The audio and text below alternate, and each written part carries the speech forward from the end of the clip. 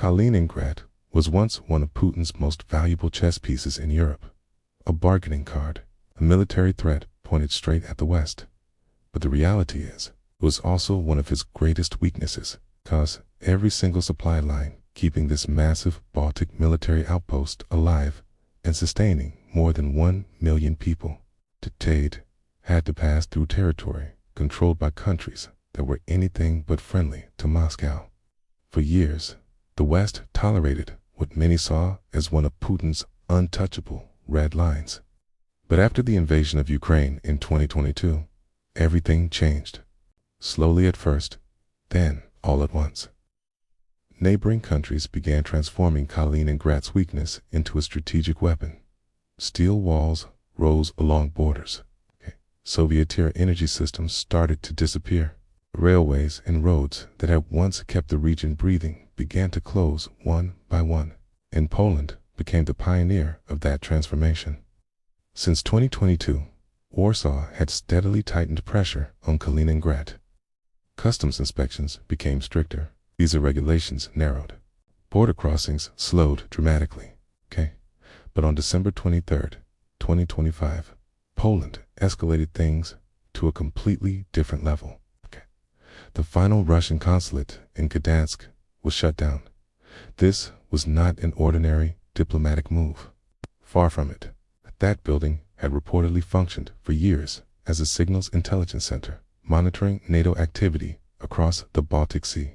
Antennas mounted on rooftops tracked ports, NATO naval vessels, and streams of radio communication moving through the region. And this was not the first blow. The Russian consulate in Poznan had already been closed earlier, cutting off what had reportedly become another critical intelligence hub. A location believed to observe NATO exercises, tank shipments, and ammunition trains moving through western Poland. Then came Krakow. Same outcome, same message. Russia suddenly found itself with no official presence left in Poland outside of its embassy in Warsaw. For Kaliningrad's military garrison, this meant something dangerous. It was beginning to lose its eyes. And the truth is, it's a military force fighting blind struggles to plan its defense. But while Poland was weakening those intelligence networks, it was also building something much harder to ignore. A wall. In May 2024, Poland announced the Eastern Shield Project. Prime Minister Donald Tusk described it as the largest fortification effort on the eastern frontier since 1945. Excavation began near Goldap in October 2024. But construction accelerated dramatically in January 2026. Drone footage released by Tusk showed massive progress. A project backed by $2.5 billion. 3 defensive lines stretching across 700 kilometers of border. Anti-tank trenches reaching 4 meters deep. 6 rows of concrete dragon's teeth barriers, camouflaged bunkers, mine deployment systems, and the momentum kept growing. In April 2026, German engineering units arrived in Poland for a 2-year mission to support Eastern Shield construction. At the same time, Germany moved approximately 5,000 troops and 105 Leopard 2A, 8 tanks into Lithuania. For Germany, this marked something historic. The first permanent overseas military deployment since World War II. Slowly but unmistakably, NATO's military weight was increasing on both the southern and northern edges of Kaliningrad. The goal: fortify 38% of the border by the end of 2026. Military fortifications were only one side of the story, because while Poland was hardening the border with concrete and steel, something else was happening at the same time. The commercial face of the Kaliningrad border was being transformed beyond recognition. On January 6, 2026, Poland's Ministry of Interior Affairs made a decision that sent shockwaves through the region. The Granovo and Goldap border crossings with Kaliningrad were completely shut down. That same day, Poland also closed 8 crossings with Belarus. The justification was direct: hybrid threats, regular migration, security risks that Warsaw no longer believed could be ignored, and the decision took effect immediately. Only humanitarian convoys were were granted exceptions. Suddenly, just 2 active crossings remained on the Kaliningrad side: Gahoki 2, Mamavo 2, and Bezy to Bratnovsk. Before 2022, these had been busy commercial gateways, places where Kaliningrad residents crossed into Poland for shopping weekends in Gdansk. Families traveled freely. Trade moved constantly. Life flowed across the border. But reality now looked completely different. Polish border guards restricted movement to a maximum of just 5 vehicles per hour. The consequences were immediate. Massive queues formed. Waiting times stretched from 8 hours to 12 hours. People stuck at crossings often had no access to water, toilets, or food. Entire families sat stranded inside vehicles, hoping to move forward inch by inch. Most of the traffic belonged to German citizens, ethnic Russians traveling with relatives into Kaliningrad during holiday periods. But even for private travelers, the journey had become painfully difficult. And commercial transport. The situation was far worse. Insurance companies had begun classifying the Kaliningrad route as a war zone risk. And that single decision changed everything. Because no freight truck can legally operate without insurance. So even though 2 border crossings technically remained open on paper, in practical terms, freight transport had already collapsed, and the numbers told a brutal story. 18,000 truck drivers were left unemployed. Trucks sat abandoned, slowly rusting in garages. Shipping companies faced bankruptcy. Entire transport businesses began disappearing. For ordinary families in Kaliningrad, Gdansk, a European city sitting only 120 kilometers away, had become something unreachable. A nearby world that suddenly felt impossibly distant. But Poland was not only building barriers, it was preparing for something much bigger. Between April and May 2026, Poland conducted its most comprehensive military exercise, KRY 2026. The scale was extraordinary. The president participated. The prime minister joined. Cabinet ministers attended. Military commanders rehearsed wartime coordination.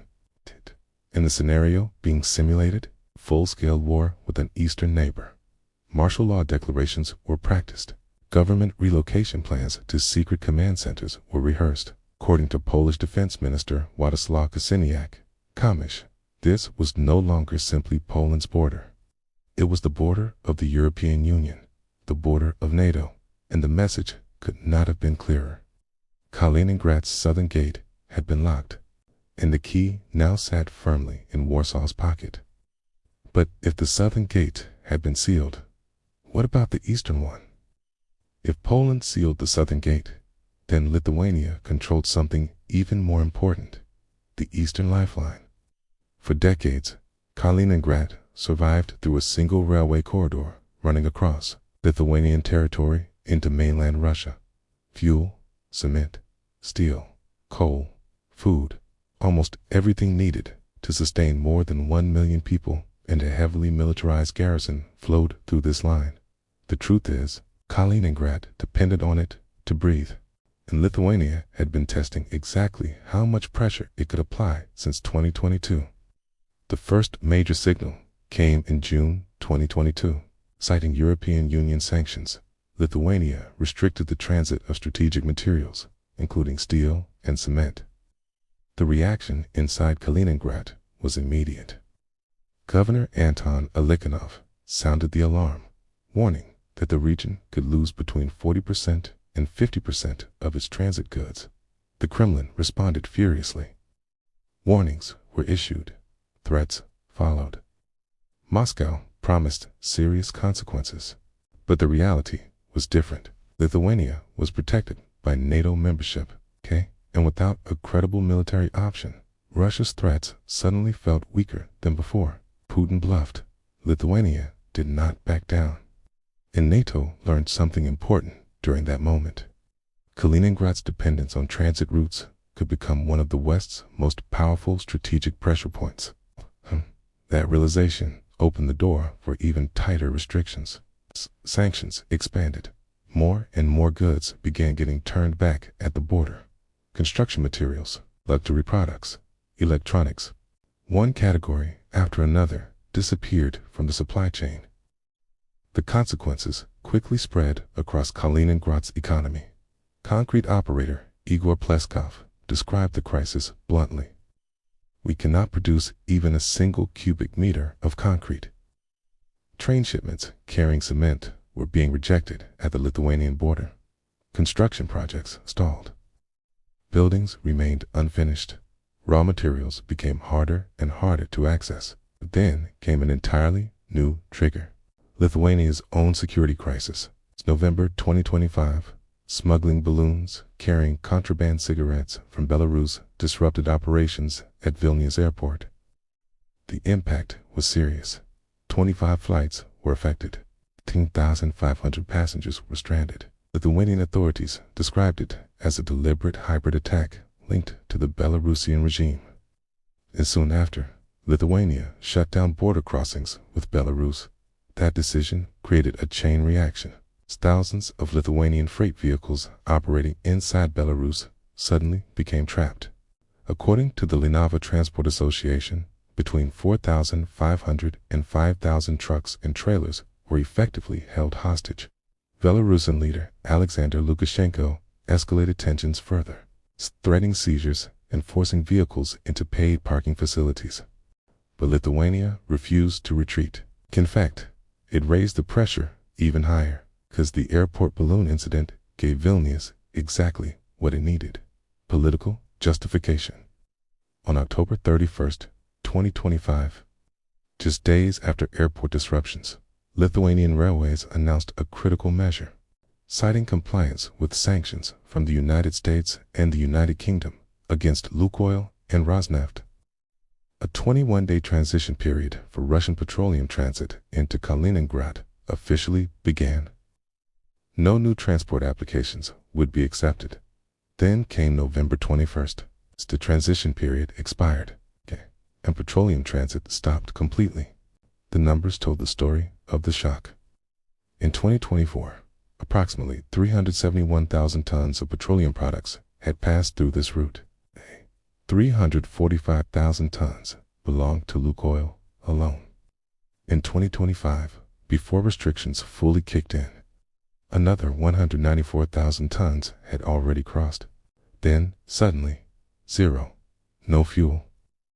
And this was not just a civilian gasoline. It's fuel-powered buses, ambulances, emergency generators preventing homes from freezing during winter. But it also powered military assets, the Baltic fleet, its Condor missile launchers. And the reality is, without fuel, missiles become stationary targets. Lithuania made it clear it was not planning to stop there. Ruling party leader Mindaugas Sinkevičius openly suggested that even broader transit restrictions could eventually be considered. Fertilizers, petroleum products, potentially all freight rail movement. And then came an even more radical possibility: removing the rails entirely. Please leave your thoughts about this content in the comments below. Thanks for watching. See you in the next one.